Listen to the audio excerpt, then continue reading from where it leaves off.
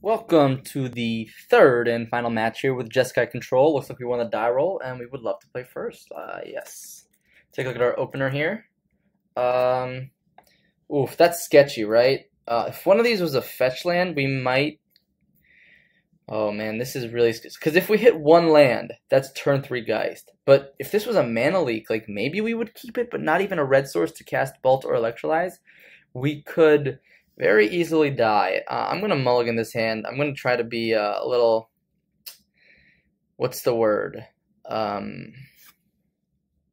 Just you know, no need to live on the edge, really. And this is a keepable hand. Yeah, we can keep a Snapcaster Mage on the top. I don't see a reason not to.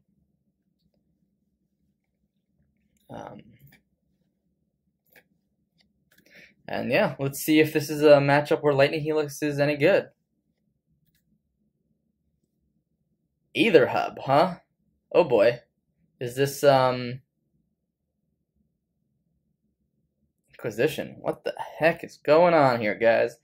Swear to you, someone paid ticks to enter a match with Aether Hub. And looks like they took the Helix. Interesting.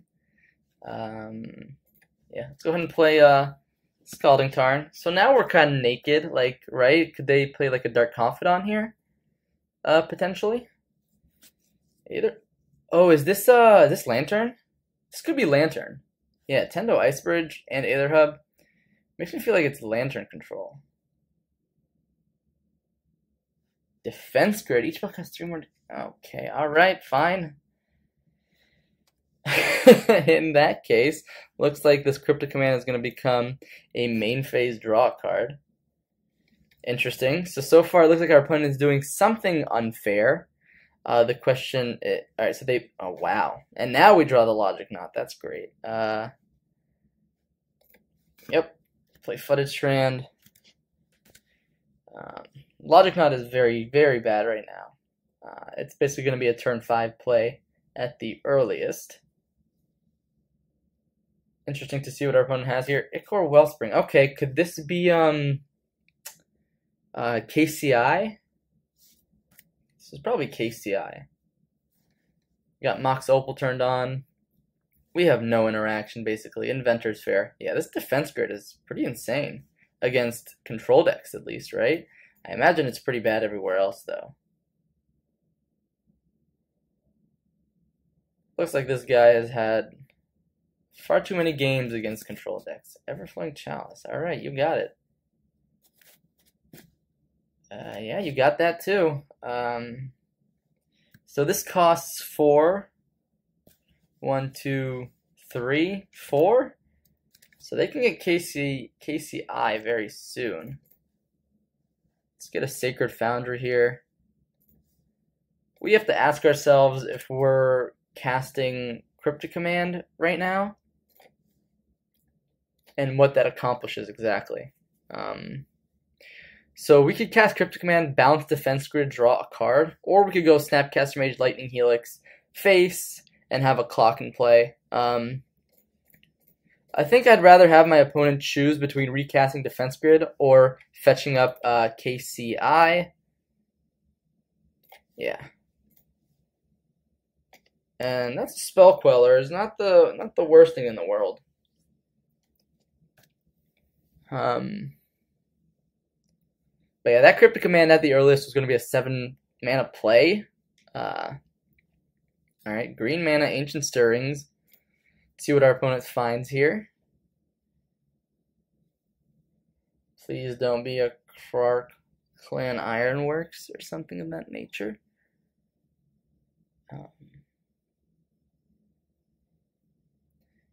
Yeah, this matchup seems a little shaky, to be honest. At least game 1. Game 2, we bring in things like Stony Silence. We don't have negates, but we at least have Stony Silence. We have Wear Tear to try to destroy Defense Grid. We can try to cut some of the unnecessary burn and things like that. So we'll see. This is definitely not like an ideal matchup. This is like 3 matches in a row now where we're just not getting the ideal matchups. You know, there's no creature decks. No... Alright, Emrakul. That's concerning if they have the Krark Clan. which they can with Everflowing Chalice. Now, if they're smart, they'll just recast Defense Grid, which it looks like they're going to be doing. That's a Defense Grid, sure. Thankfully, we can actually cast Logic Knot now. And we can try to counter a Quark Clan Ironworks. Another Logic Knot is very interesting.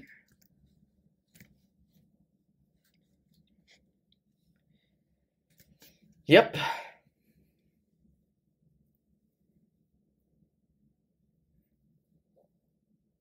Because if we can counter a Quark Clan, alright, well, at least we have 2 Logic Knots. This means that they can't quite get us.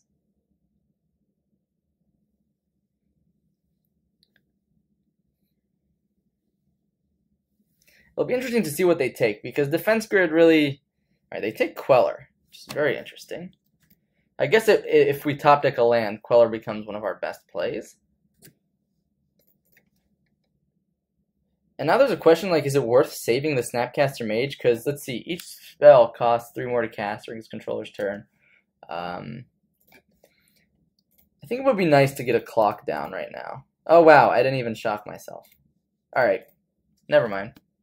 That was a mistake. I should have gotten Snapcaster Mage out there this turn. Alright, looks like our opponent is sacking Inventor's Fair. They're getting the Quark Clan Ironworks. Maybe they don't realize that we can cast Logic Knot.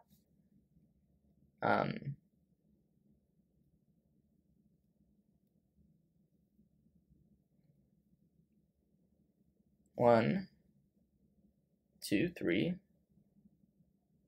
Aha. 3, 4. Maybe they have something like Dispel main deck? That seems really sketchy, but... so let's first make sure we pay, like, 2 Delve to be safe.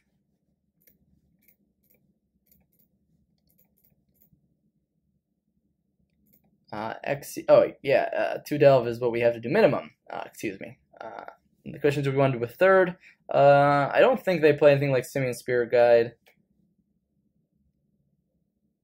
So I'm just going to do X equals 2. It's definitely the scariest card out of our opponent's deck. Them not tapping this Tendo Ice Bridge makes me scared that they have something like a Dispel. Yeah, so they can't... Terrarion doesn't generate mana. It's mana neutral, I believe.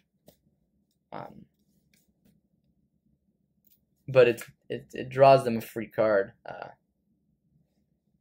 Chromatic Star, sure.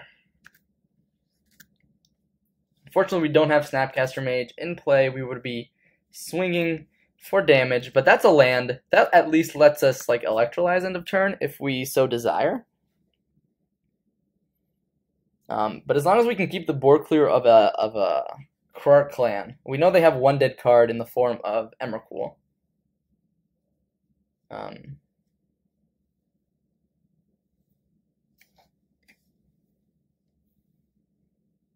It's very interesting that they took the Spell Queller. I still think Logic Knot was like the better card, especially if that was their plan.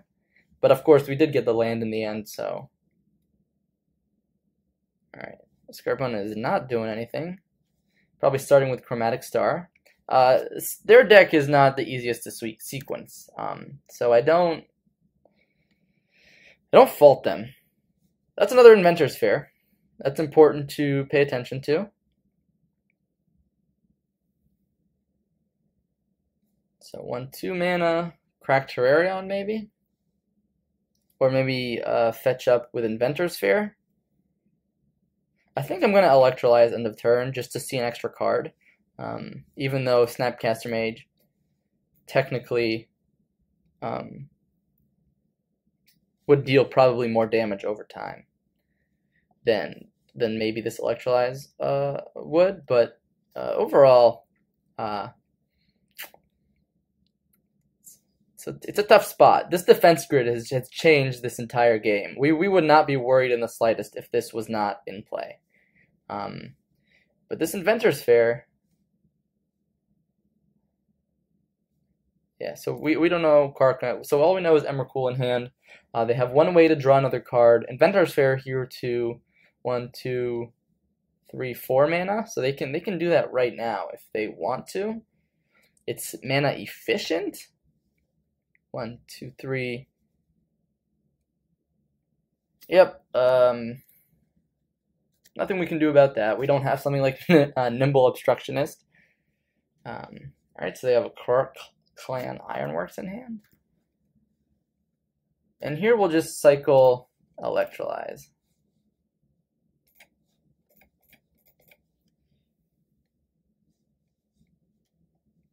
Alright, pay 3. I was like, what are you talking about? I just paid 3.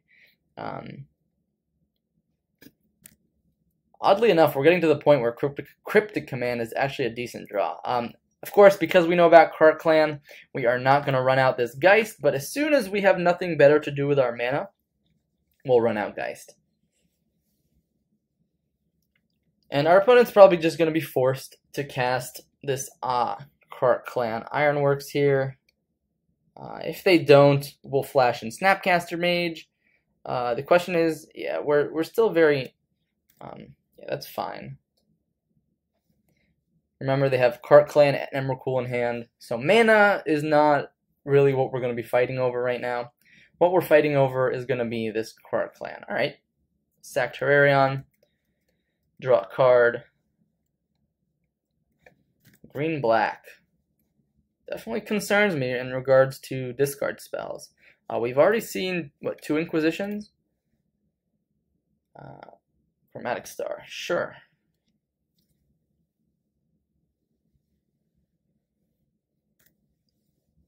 Yep. So interestingly, if we top deck a land, we can actually play Geist and Logic Knot in the same turn, which is going to be pretty sweet. So here, let's run out Snapcaster Mage and start dealing some damage while we can. Our opponent has 5 cards in hand. It doesn't quite matter what we target here.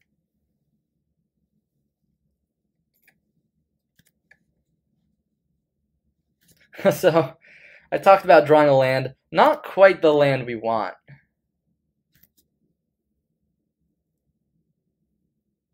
So with Defense Grid, each spell costs 3 more to cast. Can I delve? Like, can we play Geist and then pay the delve? I'm gonna pause and just double check, but I think we can. So I cannot find anything quite concrete online, but I think it works, right? Because I'll just have to exile a few extra cards.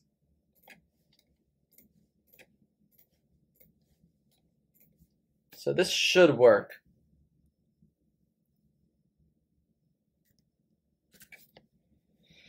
Now, I could be horribly wrong, and that's totally my misplay. However, I think we need to do our best to start closing out this game. We fought through, what, 2 Iron Clank, or is it just 1? Man, it feels like 2 at this point. Wow, that's another Inventor's Fair. That's a problem.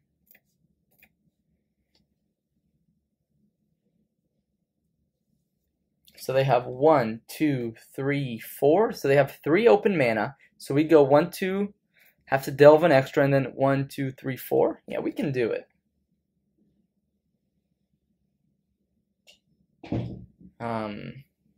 This is definitely a position from which we can win, assuming I got the ruling correct. Everflowing Chalice for X equals 2. Yeah, that's fine. I'm not, like I said, I'm not countering that. I am only countering an Iron Clank Ironworks at this point. Kark Clan Ironworks. God, 1, 2, 3. They're passing? Wow. Can they set up a turn where they can cast 2 Kark Clans next turn? Is that what's happening? Is that why they're choosing this line? In which case, if that's the line they're choosing, then I'm pretty happy that I went for the Geist. Yeah. We could attack for more. We could attack for another 4 here. But then there's like almost zero chance that we're countering the Cart Clan Ironworks. So here we'll be content with dealing 8 and having lethal next turn.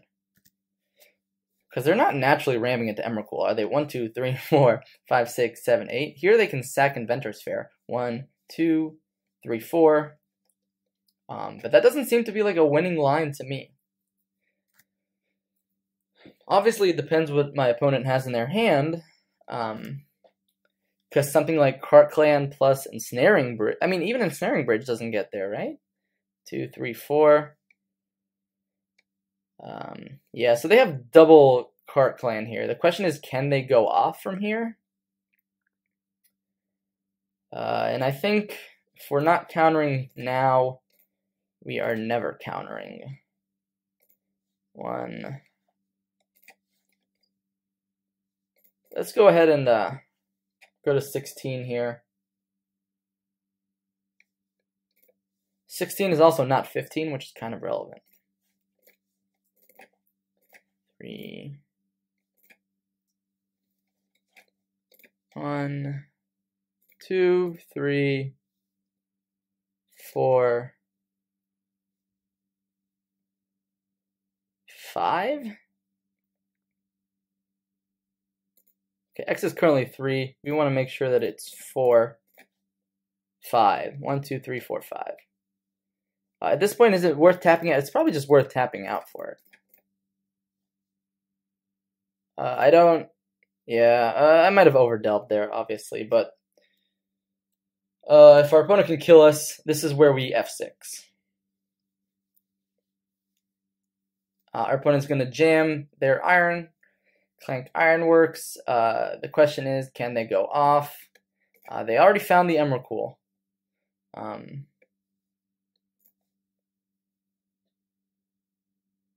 So they're going up to 4. There's a scrap trawler. So I think that gets them there. I'm gonna let them do it, of course. Alright, they go to 3. Play another scrap trawler. Wow. Yeah, that should do it. Yeah, they waited just the right moment to be able to cast both in one turn. Defense Grid doing a ton of work.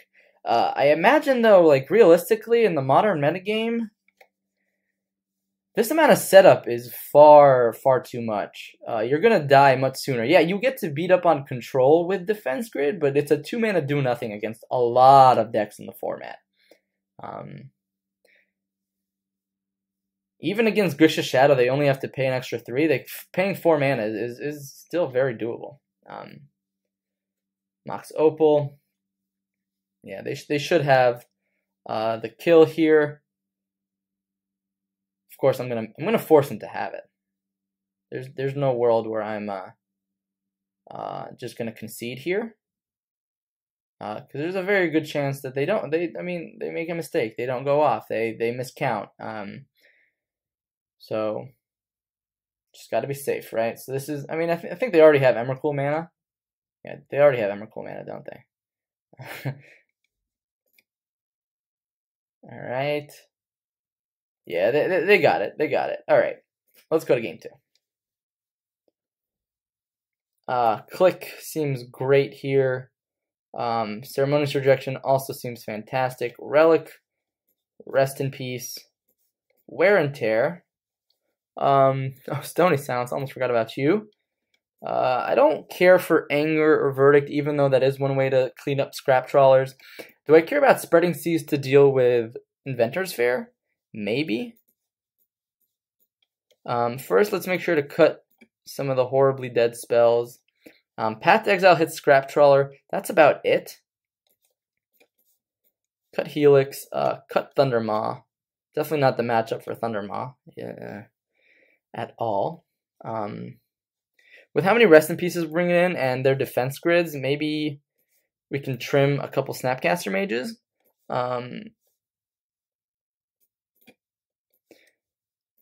We can maybe cut, and we can bring in 2 Spreading Seas to deal with Inventor's Fair. Elspeth might be a solid. Yeah, I think actually I don't know. The chance for us to actually tap out in this matchup is very low. So I think this is what I'm gonna go with here. Excuse me. Yes, we'd like to play first.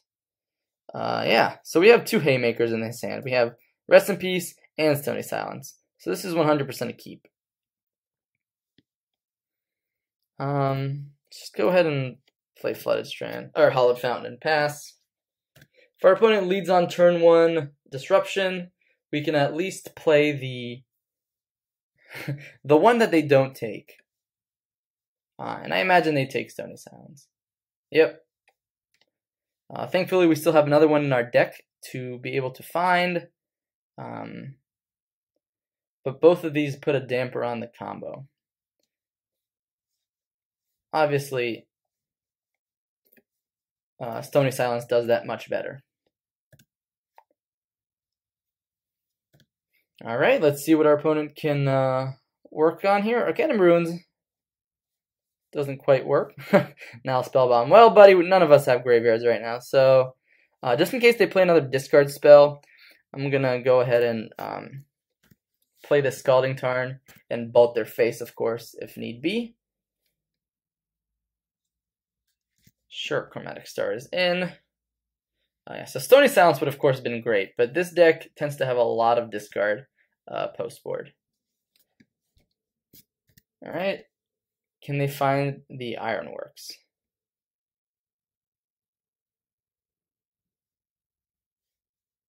It's top 4. Wow. Glutinous Grain is top 4. I always thought it was top 3. And I don't think we're bolting that. Alright, so Wellspring. We probably want to save Bolt for Scrap Trawler.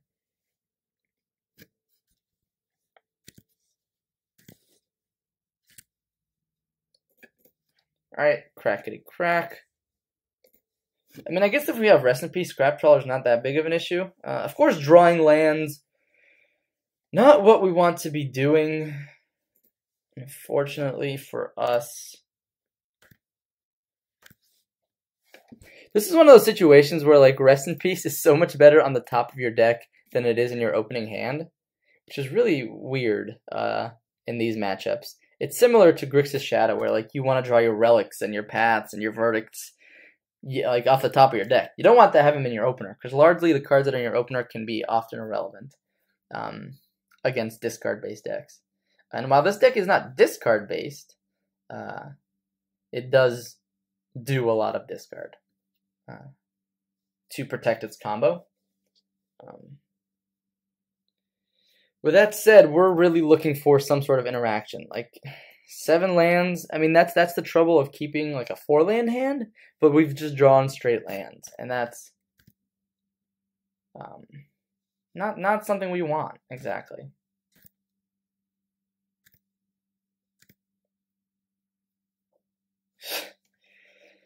Oh boy. All right. I'm kind of regretting not bringing in Elspeth now, because I didn't think we'd just make it to 6 mana this easily. Yep. Ancient Stirrings.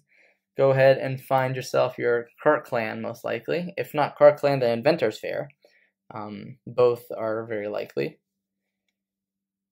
Defense Grid. Oh, come on. It's not cool. Okay, they're going for the Wellspring. Makes sense because they know our hand is probably junk. Alright.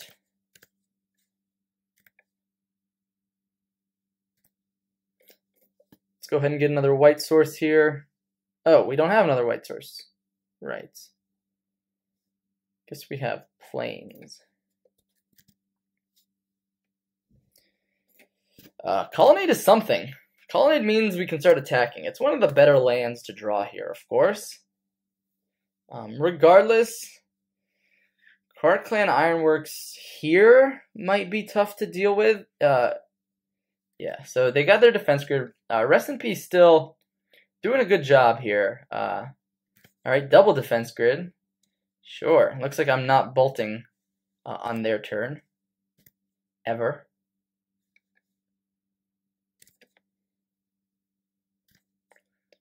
Now the question is, do we bolt Face or do we bolt the Glint Nest Crane? Alright, so now that decision is much less difficult.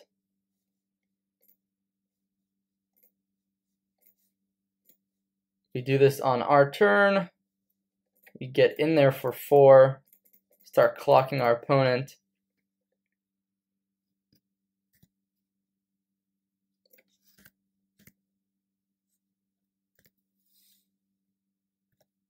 Alright, and now we just F6, because, yeah, we can't battle a defense grid.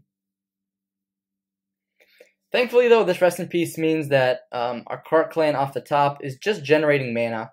These cards aren't going to go to the graveyard. Nile Spellbomb does not go to the graveyard either. But that is 1, 2, 3, 4, 5, 6. That's like 12 mana. Alright, Everflowing Chalice.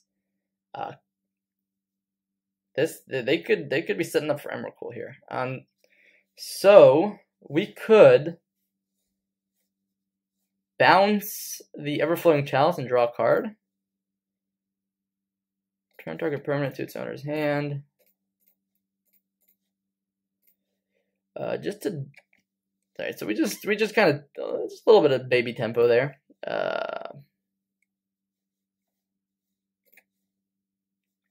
A little bit of lag here. I'm sorry, guys.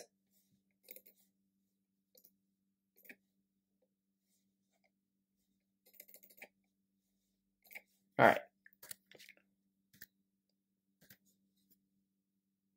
So I might be playing around worst case scenario, but I'm just worried that Everflowing Chalice will ramp them into like Cart Clan into Emrakul. And that's what's concerning me the most. 1, 2, 3, 4, 5, 6, 7, 8. Next turn we can go attack with Colonnade, I believe, plus main phase Cryptic Command, which should hopefully just attempt to tempo our opponent out. Inventor's Fair. Inventor's Fair means Cart Clan. Cart Clan is scary. They already have Cart Clan. All right. Cart Clan is in. The question is, do they have Emrakul? I hope not. Ceremonious Rejection, I can actually cast. It's a little bit slow, though, right now. So we have 2 lines available to us. We can keep up Ceremonious Rejection for what I'm not sure, or we can just go ahead and attack with Celestial Colonnade. And I think I'm just going to go ahead and attack with Celestial Colonnade like that. That's just a little too late, I would say. If they had 1 defense grid, like, yeah, I'd probably keep up Ceremonious Rejection right now. Right now, though, return target permanent to its owner's hand, draw a card. And kind of we're just digging for Stony Silence at this point. Or another Cryptic Command. Like, yeah, I guess we can tempo them out this way, right? Although that Inventor's Fair is going to undo a lot of our work with Colonnade. It turns us into a 4-turn clock rather than 3. And 4 turns is a lot of time.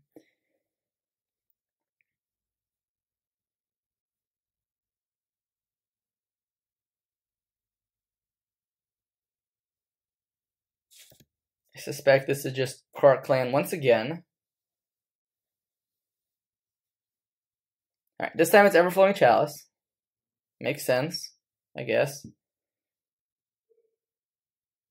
Alright, so they don't have enough to... Alright, Inquisition probably gets Lightning Bolt. I guess now we can actually keep up Ceremonious Rejection if they don't take it. But I imagine that now they realize that... Alright, so they take the Bolt, which is very interesting. I guess countering... Ooh, Relic doesn't do anything. So Rest in Peace. I guess countering Cart Clan doesn't do much because they already have Inventor's Fair. So maybe we should just keep going for beats and then bounce this again. Because we have to make sure we win the game. Otherwise, what are we doing?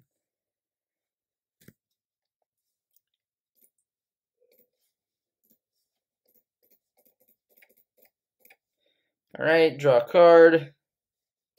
Play the canal. Opponent goes to 10. Bolt was actually going to cut down the clock significantly, I believe. Yeah, so now they can go Everflowing Chalice into Quark Clan, I believe. They can just go straight for the Quark Clan. 5? 6? Oh, okay, they can go, oh, sure, they can just go Everflowing Chalice for 3.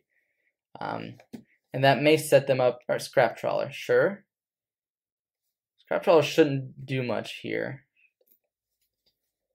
Do I still have another basic left in my deck here? Yeah. Let's get another island. Is there any world where we can attack with Colonnade and I don't think so. So let's just cycle with a relic here. Geist. So 1, 2. So we can attack with Colonnade and play Geist. And that may set us up for the kill next turn if our opponent can't kill us.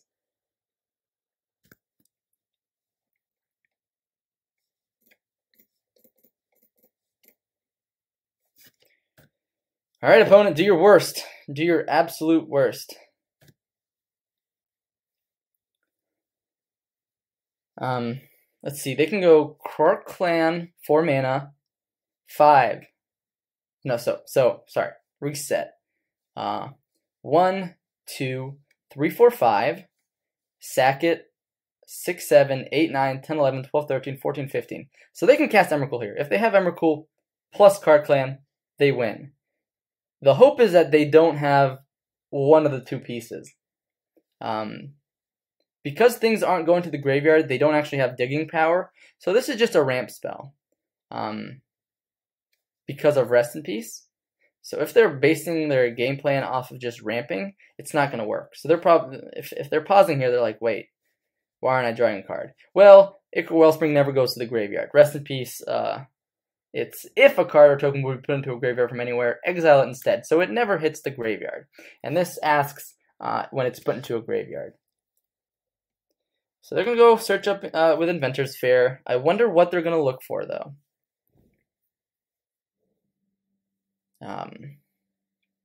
Because like another Quark Clan doesn't do anything. And Ichor Wellspring. So now they're going to like dig for Emrakul after they realize that it doesn't work that way. Let's see, but 1, 2, 3, 4, 5, 6, 7, 8. Yeah, so they still have Emrakul mana if they just drew Emrakul. If they didn't draw Emrakul, we should win this game. All right. Jeez, I apologize for you guys at home. This is a game that I would not want to watch myself. This is absolute hell. Yeah, let's run it back. I think this burn should stay here. Electrolyze might be better than Path, but I just like a clean answer to Scrap Trawler. Also, Exile is somewhat relevant against Scrap Trawler. So we had just enough time there to actually win that game. We have a Wear, we have a Vendilion Click. Bolts are pretty bad here, but I'm going to keep anyways. I'm not in the market to just mull a hand for hate right now. Alright, Chromatic Star, sure. Let's go ahead and just play Colonnade tapped and pass. Alright,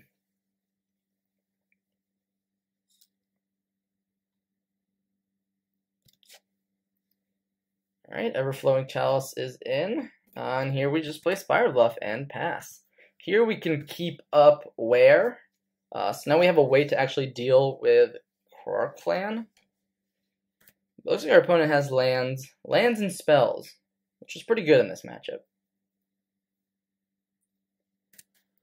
Alright, so they're not running anything out, which is interesting. Another land, not what we're looking for. The question is, do we want to click them on their draw step? I think we can also do it on end step, just in case they have double Quark Clan, and that way we can actually respond and kill it. 1, 2, alright. So yeah, I'm going to go ahead and end step click here. Let's see what my opponent is working with. Let's go ahead and snipping tool this. No. Alright, so they have one Krark clan. I'm gonna take it, even though they have Inventor's Fairs, which is very redundant for sure. They don't have 2 artifacts yet, so let's go ahead and take the Krark clan. And they can go ahead and Abrupt Decay the Vendilion Clique if they so desire. Drawing all the bolts in this matchup doesn't feel good. Interesting though, they probably want to save that Abrupt Decay for something like Rest in Peace?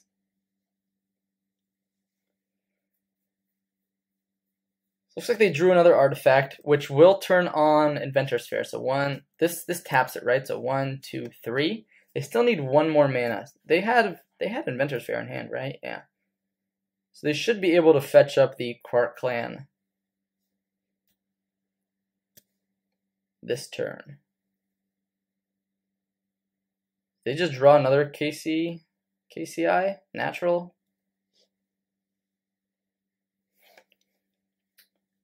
I wonder what our opponent is thinking here.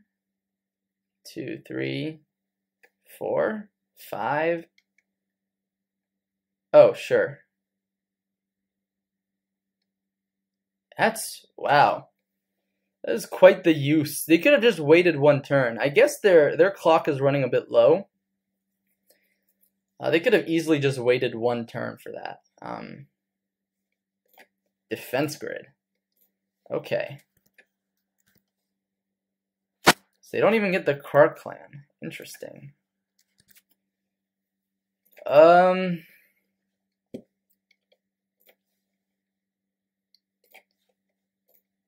going to send some bolts upstairs now.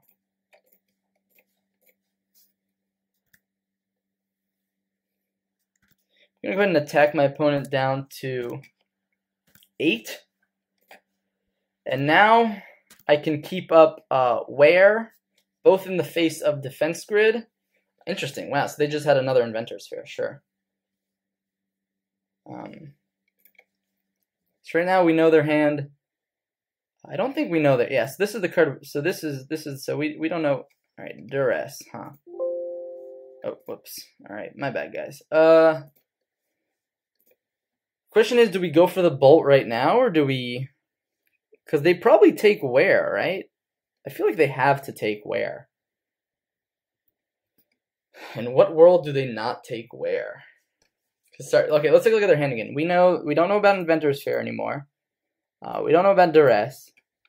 So we know Defense Grid and Abrupt Decay, meaning they can kill this at any moment, which means we don't actually need to fire off this bolt. It kind of depends what our opponent wants to do.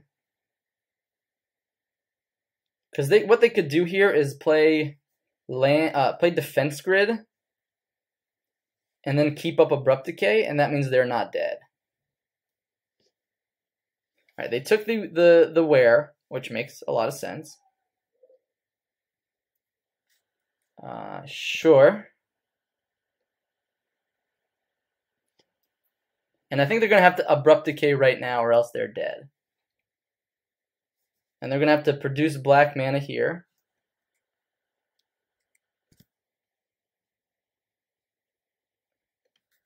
Sure, that works too. But now we know they have Defense Grid and Abrupt... Wait, what? Oh, they played Defense Grid, right. So they have Abrupt Decay plus Unknown. I believe they're dead. I believe our opponents set themselves to be dead on board. Which I'm not going to complain with, but I think our opponent definitely had a line to at least extend the game 1 more turn.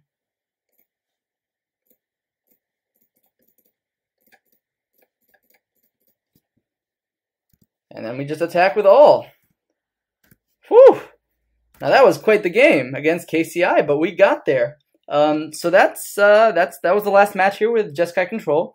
Thanks for watching, and stay tuned for some closing statements right after this. I'll see you guys soon. Hey guys, welcome back to the closing statements here. So let's go ahead and talk about the deck. To start things off, I think Jonathan Rosum did something really nice here with this deck, incorporating Geist of St. Traff into the main deck. I think when Jeskai struggles game 1, it's against decks that it has trouble interacting with.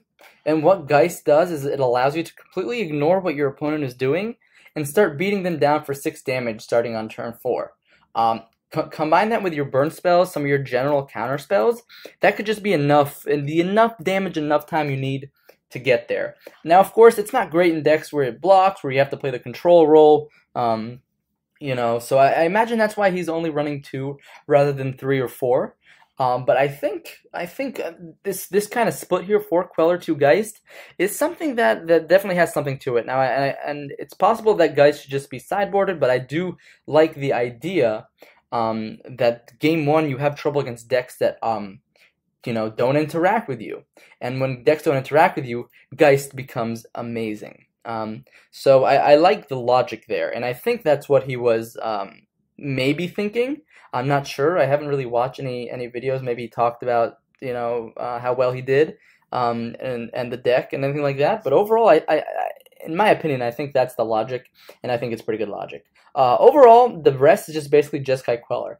Jeskai Queller by itself is a great, fantastic archetype. I think it has game against a lot of decks right now.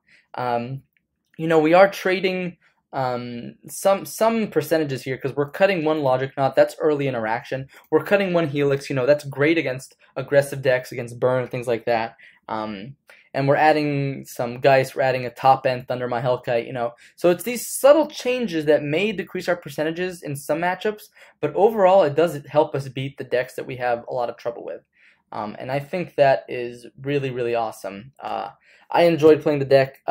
You know, was it game 1 we were able to beat Storm, and yeah, they stumbled a bit game 2, but you know, we were able to beat them, and that was pretty cool. Match 2 was against Red Green Scapeshift, excuse me, which is a horrible matchup. It's a matchup that, I mean, not horrible, don't get me wrong. Cryptic Command and Spell Queller do a great job, but it's definitely not the matchup you want to see on the other side of the board. And pretty obviously, we lost game 1, but we were able to win game 2 and 3 off the back of Queller and Cryptic Command.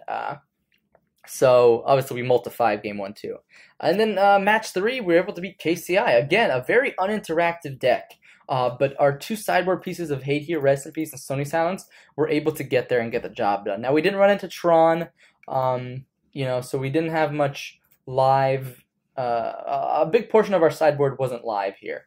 But it's definitely live against a good portion of the metagame, so don't take this as saying, like, oh, I can start cutting Ceremonious Rejections or Dispels or some Wraths, because there's plenty of decks out there like that where you're going to need them, especially in the paper meta. Online and paper meta are going to be very different beasts, and I find that there's a lot more creature-based decks on paper than there is online.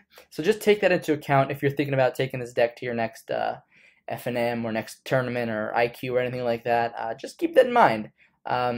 Overall, I really enjoyed playing the deck.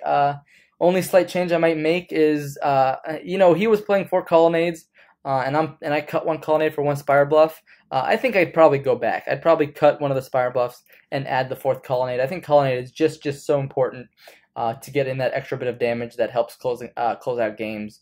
But yeah, overall, you know, congrats to Jonathan Rosum for putting, not that Jeskai hasn't been on the map, but top 4 in SCG Modern Open. That's huge. So congratulations to Jonathan Rosum. Congrats to Jeskai and all you other Jeskai players out there. I think we are greatly positioned in the metagame, and I hope that you were able to learn something from the 3 matches that we played here today. So thanks so much for watching. This is likely going to be my last series before I go back to the States. So hope you enjoy it, and I'll see you guys next week. Bye-bye.